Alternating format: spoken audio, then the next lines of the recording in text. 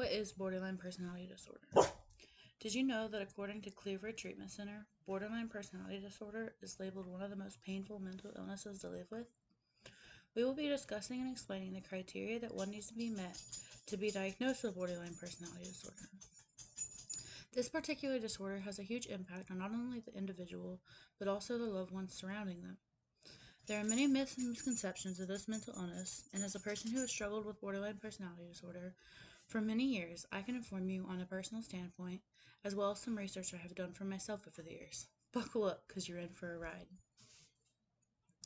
First, let's start off with what exactly is borderline personality disorder.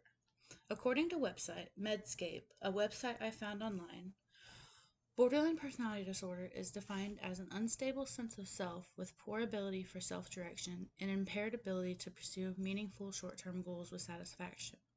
Wow, that sounds like a lot. There are many criteria that one would have to meet in order to be diagnosed with this mental illness.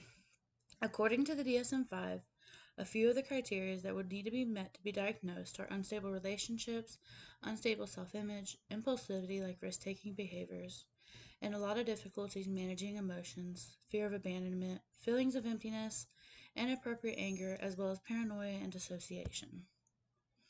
Let's break down the symptoms a bit more using this chart I found online. As it shows here, people who struggle with borderline personality disorder typically have a fear of abandonment, unstable relationships, unstable self-image, unstable moods, impulsive behaviors like drugs, alcohol, sexual behaviors, etc., repeated self-injurious behavior, suicidal thoughts or actions, a chronic feeling of emptiness, anger issues, and even paranoia. That sounds like a lot to deal with, right? Well, out of these 9 symptoms, a person needs to meet at least 5 of these to meet the criteria to be diagnosed with borderline personality disorder. It is also important to remember that every individual is different in these diagnoses. Many people in the world struggle with this particular disorder. However, there's still a lot of myths and misconceptions associated with this disorder.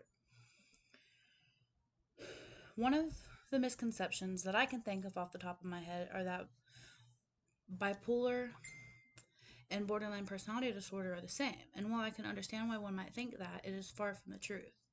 Bipolar mood swings typically last a few days to a few weeks, while borderline moods change rapidly in the matter of seconds, and it can be a hassle to deal with. Another misconception is that borderline personality disorder is attention seeking, and in some cases that can be true. It isn't always the case. Borderline personality disorder stems from a history of trauma. So while one may see it as attention seeking, the person struggling with the disorder may just simply be looking for love and validation that they didn't receive in the past. One major misunderstanding that people think just because a person does self-injurious behaviors, that means that they're automatically suicidal. But that's not true all the time. It's important to talk with the individual and see where they are instead of just assuming where they are in their head. And it's also very important to be patient with this person who may be struggling. And that brings me to my last myth, and that is that borderline personality disorder isn't treatable. Yes, borderline personality disorder is a horrible disorder to endure. But with hard work, dialectical behavior therapy, DBT, also known as DBT, and simply the willingness to get better, the symptoms can be managed, and over time, in some individuals, even cured. You may ask, what is DBT, dialectical behavior therapy? According to Harvard Medical School, dialectical behavior therapy is a type of therapy that focuses on teaching people skills to manage intense emotions, cope with challenging situations, and improve their relationships. Excuse me. In conclusion, borderline personality disorder has a large list of symptoms in order to be diagnosed. But just because you have a few symptoms doesn't mean that you have this disorder.